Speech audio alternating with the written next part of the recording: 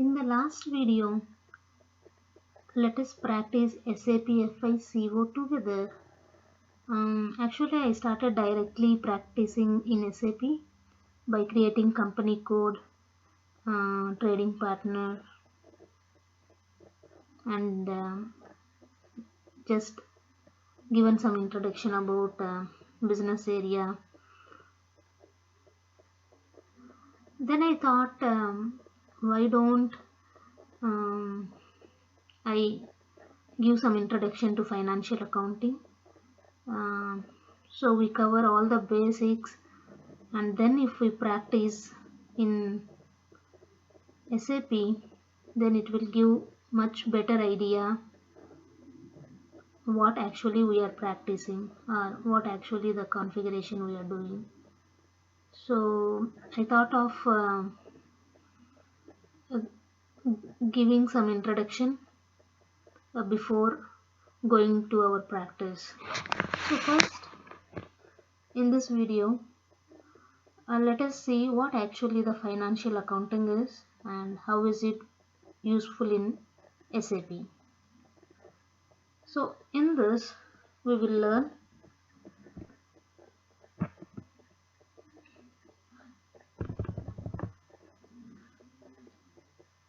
the main aim and objective of this is, in this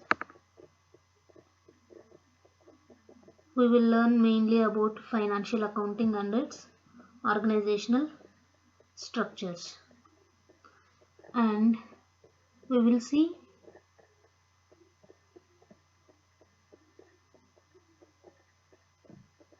the financial accounting module and the sub modules it supports, and also the organizational structure of financial accounting. So let me read through this so you will get it. Is in simple English, so every one of us can understand it easily.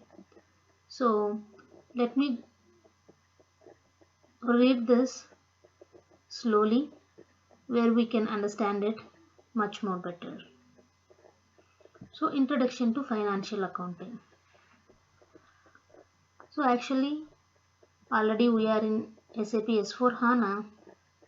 This I have prepared it long back when I was working on ECC. So just we will refresh our knowledge in financial accounting, the basics of financial accounting, so which will be helpful when we practice in SAP S/4HANA. The basics are much more similar, only the process was simplified, but the basics were kept as it is. So let us see what actually the basics are. So moving on to introduction to financial accounting. Financial accounting business process is designed to meet the accounting and financial management needs of modern business. The goal of the FI module is to gather information regarding the operation of a business in order to produce the balance sheet and profit and loss account. It provides coordinated, comprehensive and up-to-date records of an organization's financial transactions.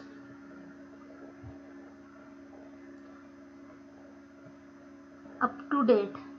So this word is very important when we consider SAP S/4HANA. If we see, there was a big problem with reconciliation in ECC.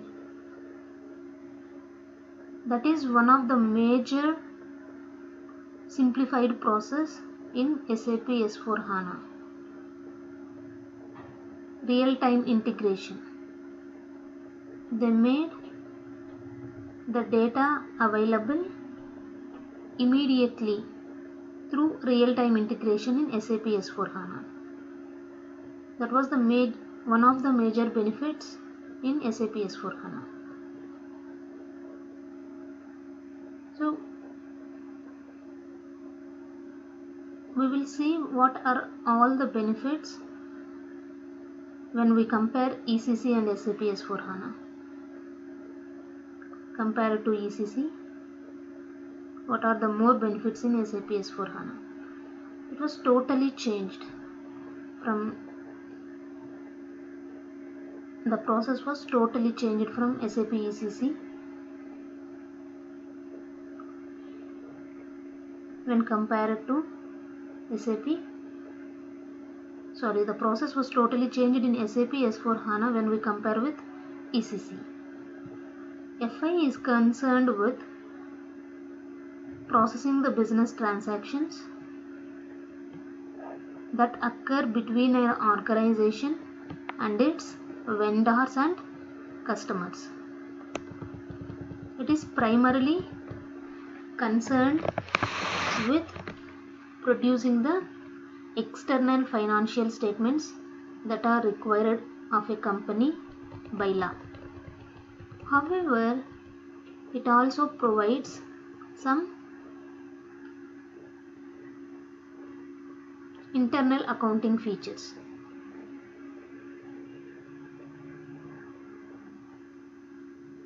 Financial statements are produced at the end of a specified accounting period.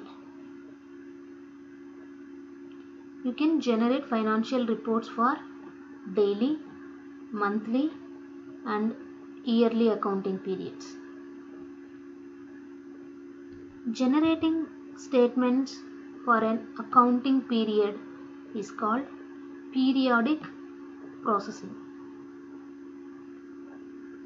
Once the external financial statements for a period have been generated, the period is typically closed. Once a period has been closed, you cannot make further postings to that period.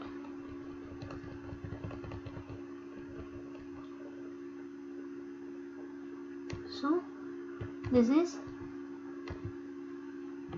the importance of FI. So from FI we can generate daily, monthly and yearly reports. So this we call it as periodic processing, like month end processing, and in year end it will be year end processing. There will be lot of activities happening in ECC, but as SAP S/4HANA is simplified, many of the processes were cut down and it got simplified. So even month end and year end will be little bit smoother in SAP S/4HANA. So once you generate the required reports, the period will be closed. So once it is closed, we cannot make any further postings to that period. So now let us see what are all the submodules covered in FI. So this is a document which was prepared based on ECC, but to just have a general idea, we are just going to this through this document. So just to have an overview, and so we can practice in SAP S/4HANA. So the FI module comprises a number of components, each of which plays an important role in the accounting process. The FI components include general ledger, accounts receivable, accounts payable, asset accounting, special purpose ledger, legal consolidation, funds management, travel management.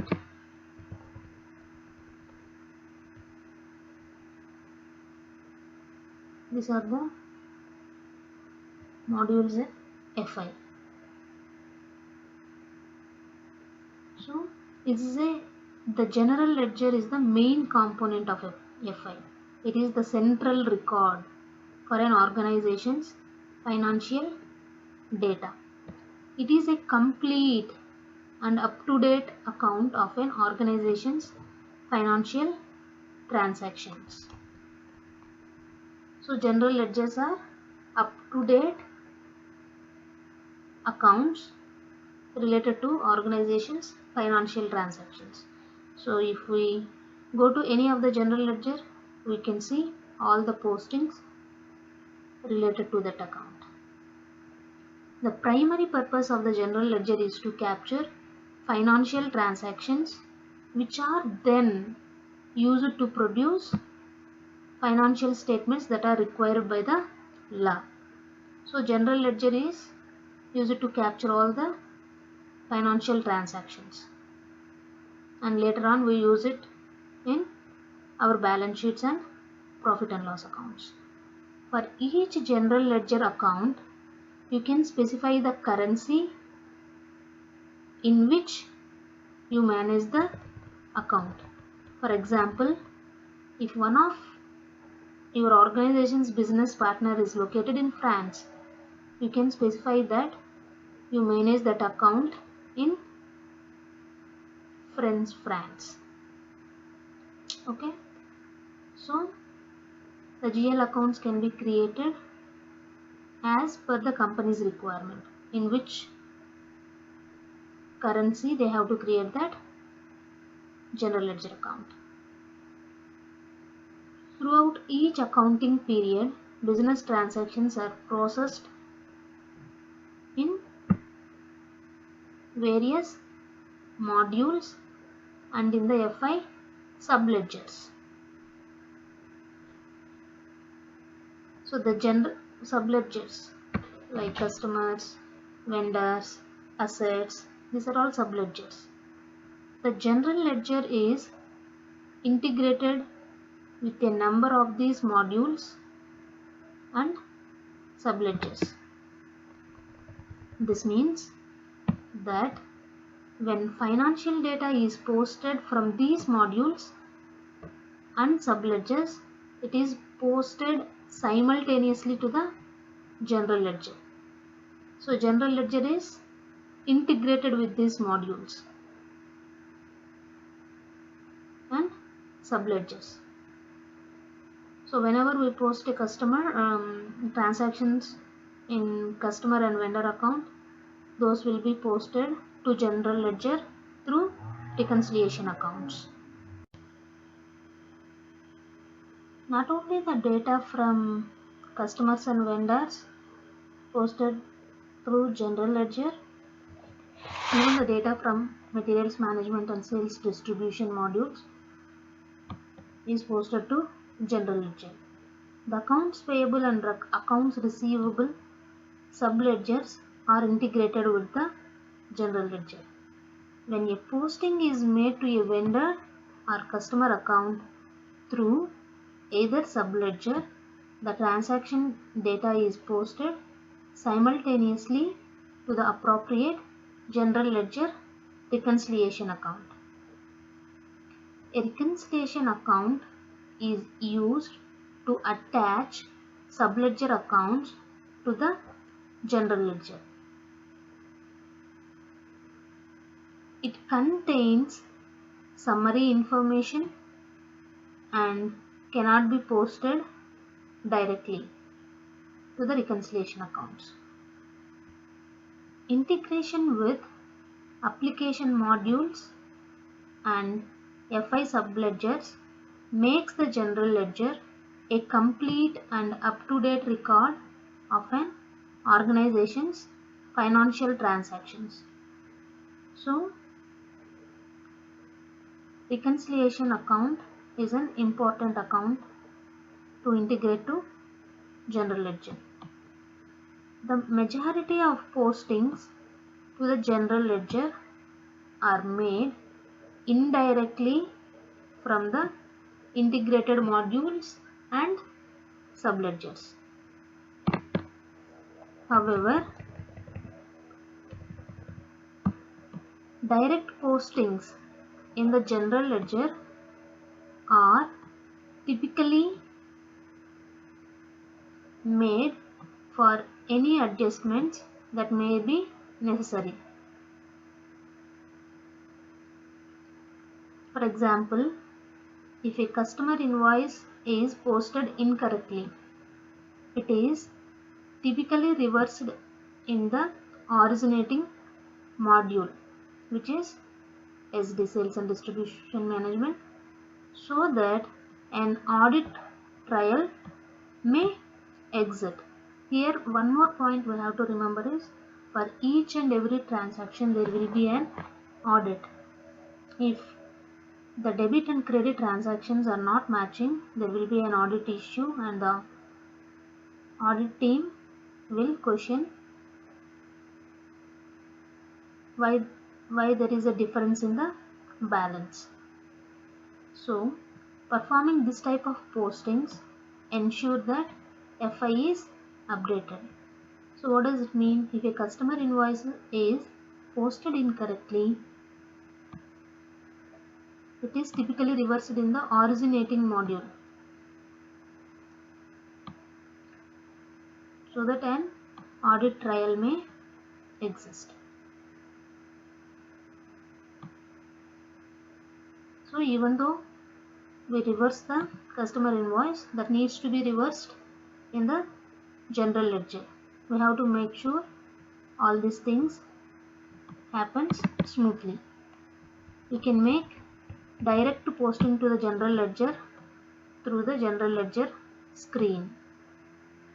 In addition to being responsible for recording an organization's financial data, the general ledger is an important reporting tool. General ledger not only records the financial transactions, but it also reports as per the legal requirement. General ledger helps in reporting as per the legal requirement. It allows you to evaluate and report on current financial data using analysis such as account displays and financial statements.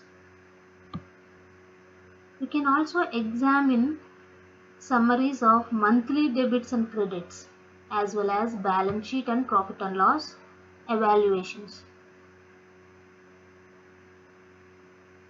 We can generate financial statements for an organization, including balance sheets, profit and loss statements, cash flow statements, retained earnings statements, advance returns for tax on sales and purchases. So there are many reports. We can even develop the reports as per the company's requirement. You can create different views of general ledger depending on your external reporting requirements.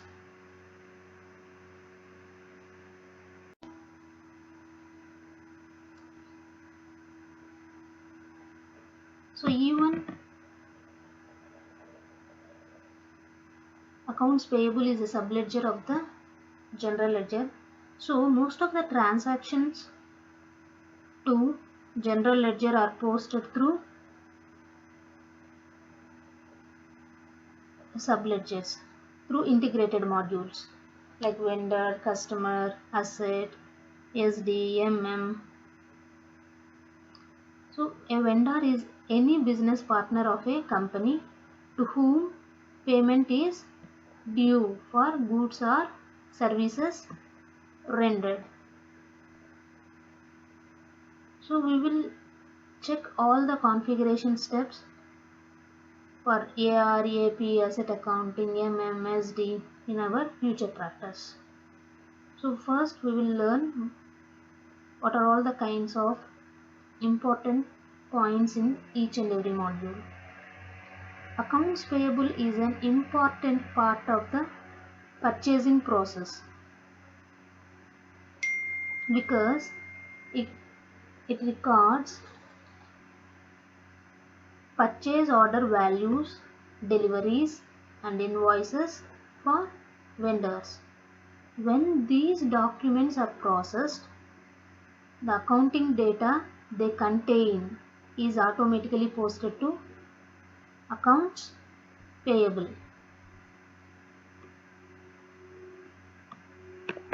The main functions of accounts payable are vendor master record maintenance, debit management, outgoing payments processing. A vendor master record is created for each vendor. This master record contains core information relating to the vendor and is shared across application modules. So mainly the vendor is shared in module, materials management. The vendor master record is used as the primary source of financial data for a vendor. In particular, it contains details of the vendor's payment method. It is nothing but whether we are going to pay him through check or cash or through direct debit or through credit card or wire transfer. So we will have bank account details of the vendor and what is the reconciliation account number. So it can transfer the data to general ledger. This information is used for financial accounting activities such as the preparation of payments.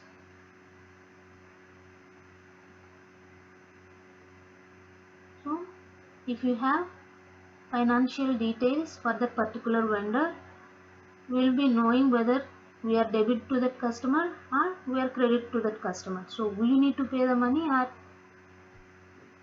or we made an overpayment to that vendor. Each and every information can be captured easily. So I think SAP is a boon for big businesses. So there will be lots of data for the huge organizations which they can process through SAP to get the easy financial reporting. Items posted from accounts payable are posted simultaneously to the appropriate reconciliation account in the general ledger. This reconciliation account contains the balance of the accounts payable liability for the vendor. When an invoice is created, the total due is posted to the vendor account. The individual entries are offset to the general ledger.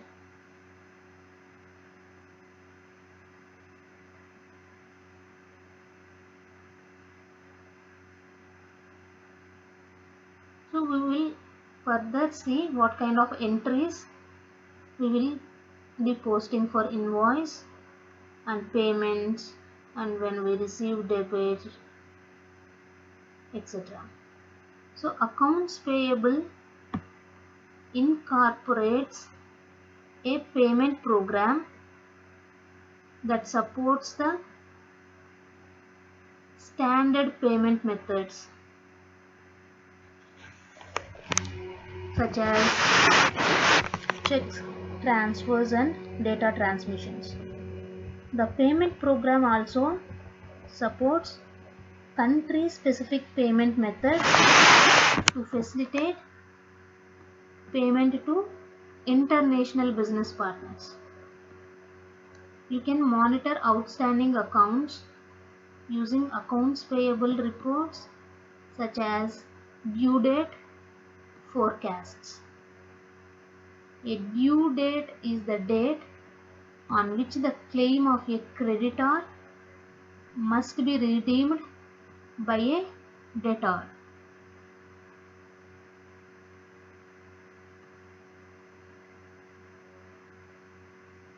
A due date is the date on which a claim of a creditor must be redeemed by the debtor. It is nothing but on the due date we need to pay to the vendor. You can document transactions in accounts payable by creating balance lists, journals and balance audit trails. Maybe all this might have changed by now in SAP S/4HANA. So for reporting purpose, that is the company's requirement. What kind of details is required for them to view, so there will not be any overdue payments in their system, and they can avoid paying extra charges to the overdue accounts. So really it is a fantastic application where the big organizations can get benefited with SAP. It is an important part of FI because it records and manages the accounting data for a company's customers. So even accounts receivable is a subledger of the general ledger. So even accounts receivable configuration will be similar to accounts payable with few small differences, because that will be a vendor, this will be a customer. Accounts receivable is an important part of the SD process because transactions carried out in the SD module are posted to it. So accounts receivable is an important part of the SD process because transactions carried out in the SD module are posted to it. For example, customer invoices that are created in SD are posted to accounts receivable.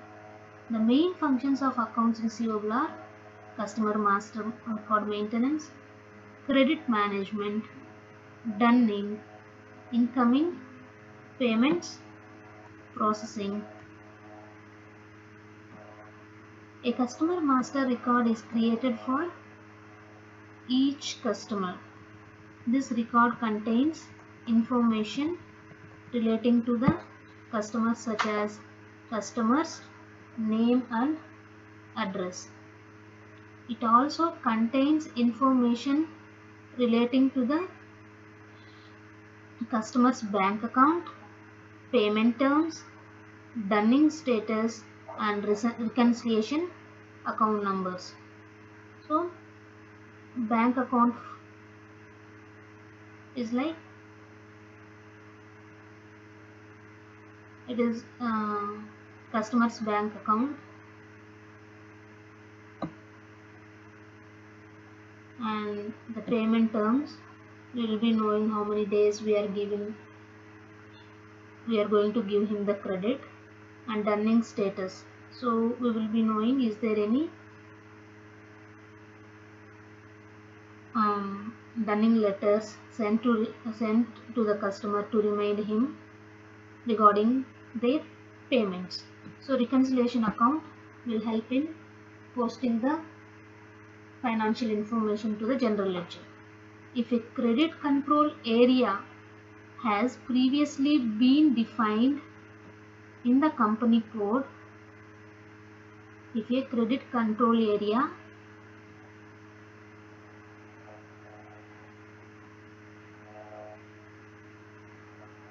has previously been defined in the company code,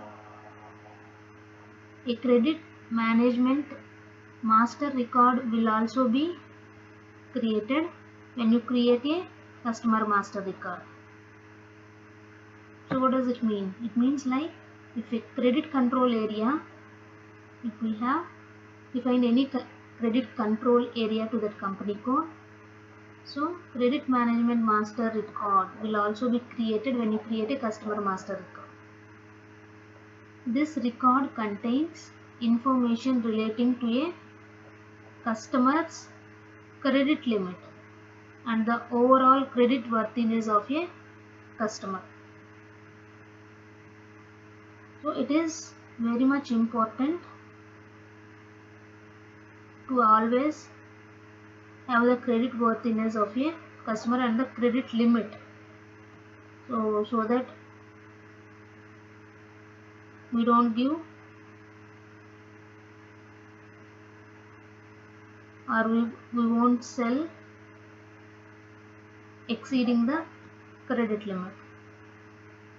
The information contained in the credit management master record is used to carry out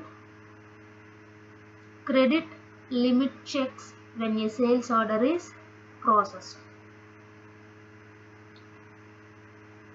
So before creating an invoice to a customer, we know that there should be a sales order required. So when creating the sales order itself, if the customer has exceeded his credit limit, the sales order throws an error saying that credit limit reached. So it is important to set a credit control area for the customer. The information contained in the credit management master record is used to carry out the credit limit checks. Accounts receivable allows you to issue notices to customers that a payment is overdue using the dunning facility. Just now, as we discussed, through dunning we will remind the customers regarding their overdue payments.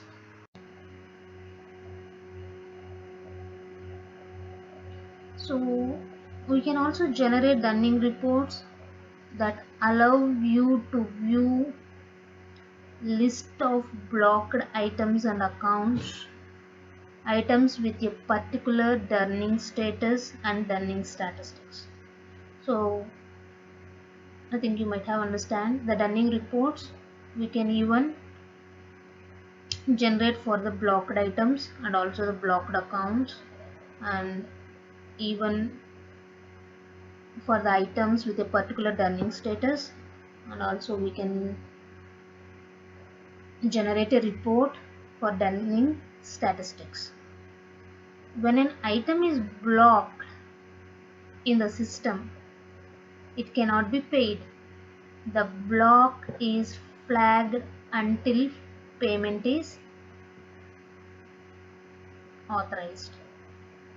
A principal feature of accounts receivable is that it is used to process payments from customers. You can process customer payments in accounts receivable by posting manual or logbox payments. Manual postings are made when a customer makes a direct payment to your organization. Logbox postings are made when a customer sends payments to an intermediary location such as a bank. When a payment is processed, the customer accounts receivable is credited for the amount. Before it will be debit, once we receive the payment from the customer account will be credited with the amount which the organization has received. Simultaneously, the appropriate account in the general ledger is offset for the payment amount. Not only the customer is linked to a GL. So even the GL account will get offset with the amount received from the customer, and the invoice invoiced line items are clear. So the open line items are cleared with the payments. Asset account. Okay. So this is a basic things of accounts payable and accounts receivable. Moving on to asset accounting. Even this works similar to accounts receivable and accounts payable. Main thing, for each and every asset there will be an asset master record. So let us go through this information. Asset accounting allows you to track the financial history of fixed assets. It provides detailed information on fixed assets in the asset portfolio.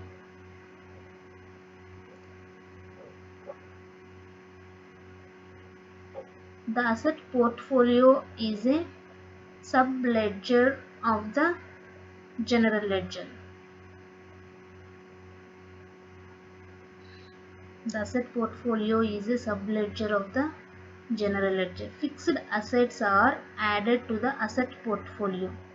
So what does it provides detailed information on fixed assets in the asset portfolio. So whatever the assets are there, it will give the full information regarding that assets. So asset portfolio is a subledger of the general ledger. So if we assign the same GL to all the assets in the organization, then in a view we can just check the general ledger for the financial transactions. So fixed assets are added to the asset portfolio. Fixed assets are defined in the system as goods that have a useful life of more than 1 year. The system offers special functions for managing leased assets and assets under construction. So they have special functions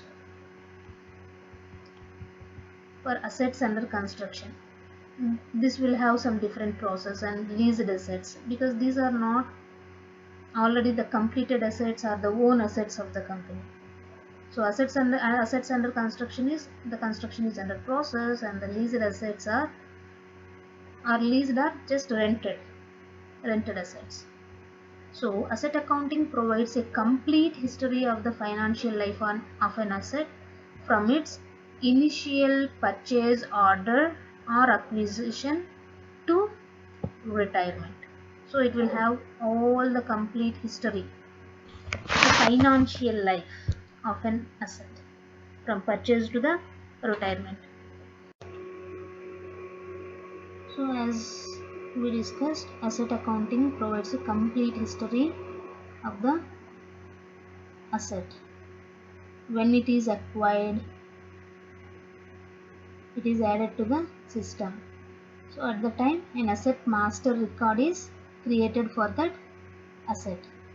This master record contains data relating to an asset, such as the cost of acquiring the asset and indicators for calculating asset values.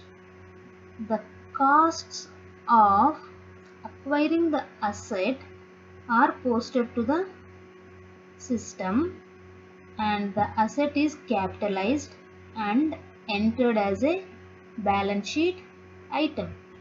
So assets are balance sheet items. The system uses the master record to calculate depreciation, interest, and insurance values, which it posts to the general ledger. It also facilitates consolidation of multinational concerns by allowing you to calculate asset values in parallel currencies. So if the assets needs to be calculated in two different currencies, like the asset was imported and you have paid the INR currency converting to USD, maybe you need to have parallel currency concept over there. So even that can be managed. When an asset is sold, it is retired and revenue earned is posted to a customer or clearing account. Assets that are traded in are retired and the newly acquired asset is added to the system. When an asset cannot be sold or traded in, it is scrapped.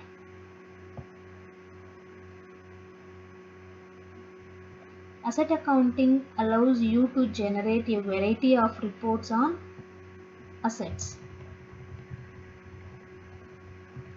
Asset accounting allows you to generate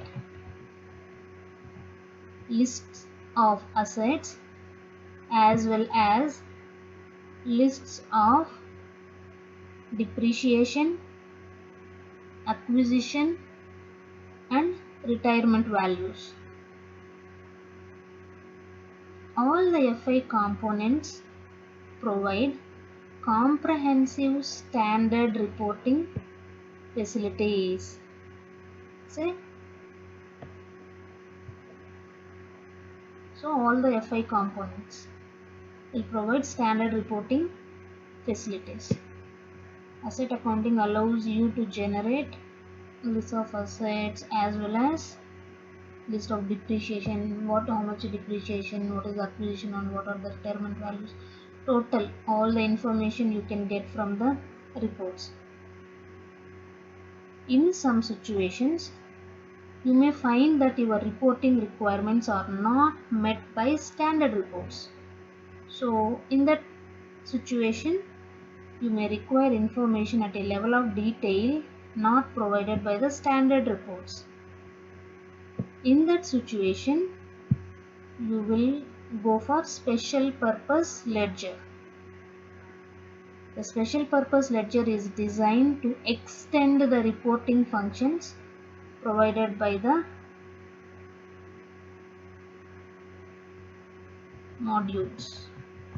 The special purpose ledger contains summarized information that you can use to prepare customized reports.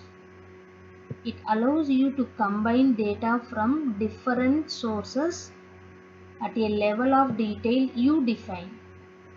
You can use a special purpose ledger to combine data from a number of different R/3 modules.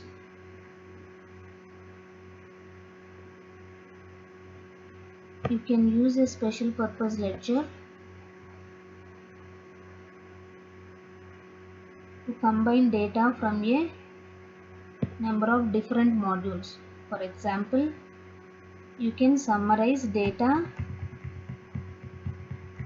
from the FI, MM, controlling and SD modules, and also include external data and make adjustments and correction postings. The data contained in a special purpose ledger report is arranged in flexible database tables. You define the level of detail at which you want to view information by specifying the structure of these database tables. The special purpose ledger is integrated with various application modules but is not a sender system. This means that it gathers information from application modules but does not send information to them or affect their operating functions.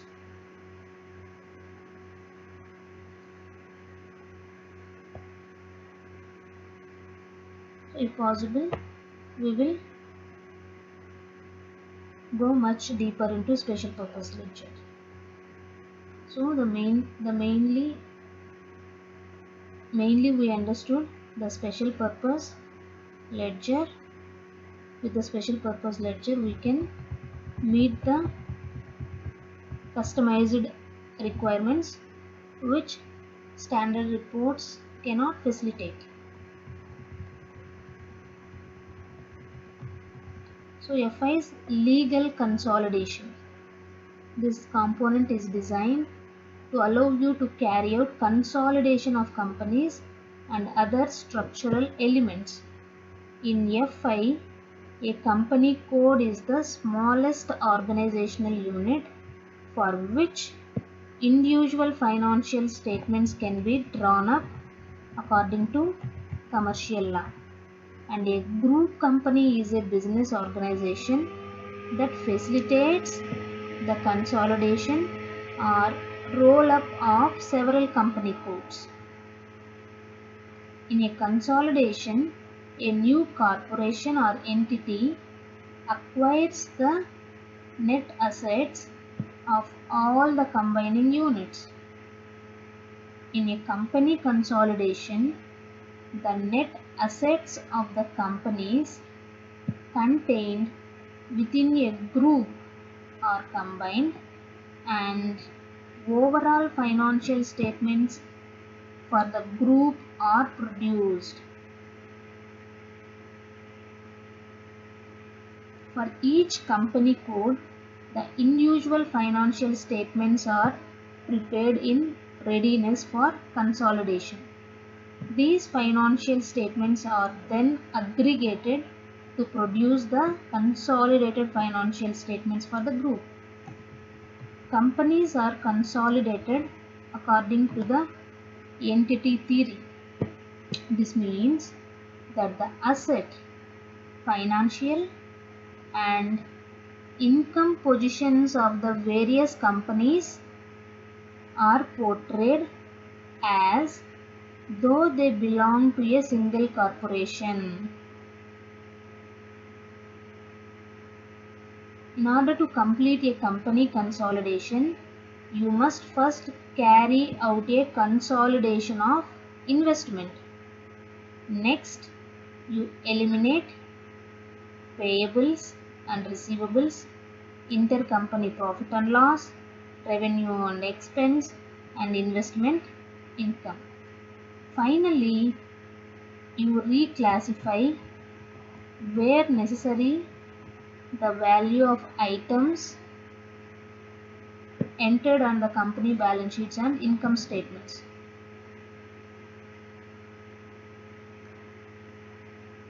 Legal consolidation allows you to view master and financial data and control parameters.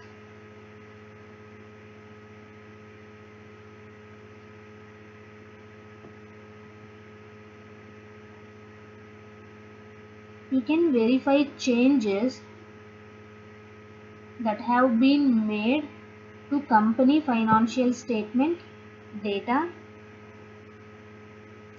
So once again let me read. Legal consolidation allows you to view master and financial data and control parameters.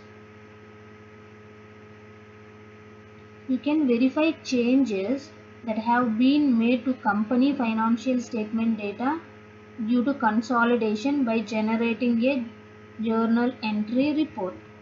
In order to meet internal and external reporting requirements, you can generate end of period financial statements for a group. So the system allows you to compare fiscal years and local and group values using reports of totals data. This allows you to compare fiscal years and local and group values using reports of totals data. The system allows you to view group and company asset history sheets and generate sales revenue reports.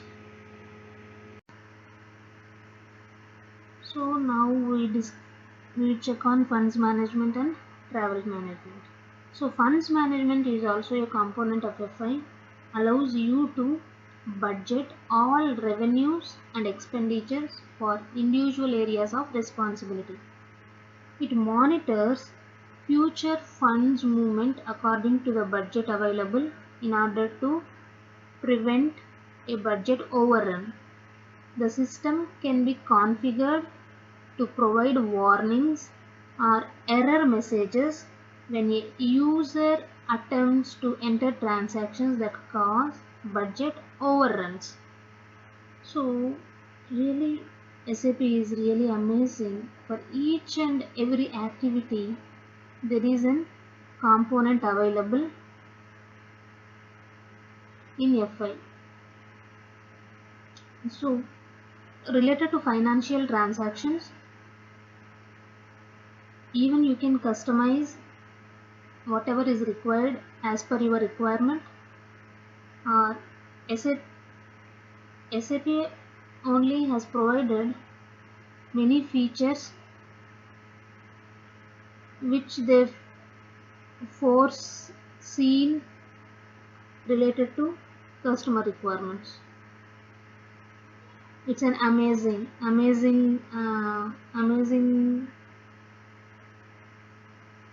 thing which SAP has provided. So the only thing is we have to make use of SAP functionalities. So coming to travel management, this is one of the component in FI, allows you to process business trip data. Using this component you can enter and approve a travel request. After the trip you can use the travel management component to post the actual trip costs. Even we know whenever we travel on site, all the expenses we incurred, actually we had an my time and expenses, and we were loading all our expenses and getting approved from the manager and getting reimbursed from the company. So this is such kind of tool in SAP which helps integrate all the documents generated by travel management into FI and to payroll.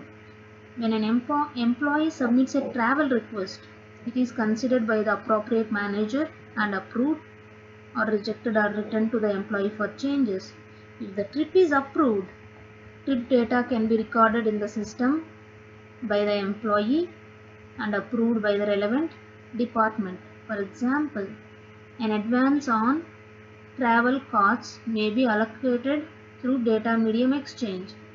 Further data is entered after the trip has been completed, and all the approved trip data is forwarded to the trip costs accounting process. The trip costs accounting process can calculate expenses on a daily basis, and it can calculate expenses according to a flat rate. The system can calculate total trip expenses on the basis of individual receipts. The system can define maximum trip expense rates on the basis of trip activity and trip country or region.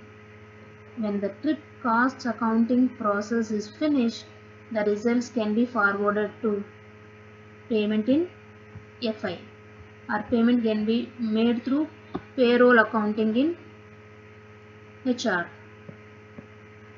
Trip costs statement forms can be generated for the employee on the basis of the accounting results. So this is one of the wonderful module which can be used for travel management. So in the next day practice, we will look upon organizational structures in FI.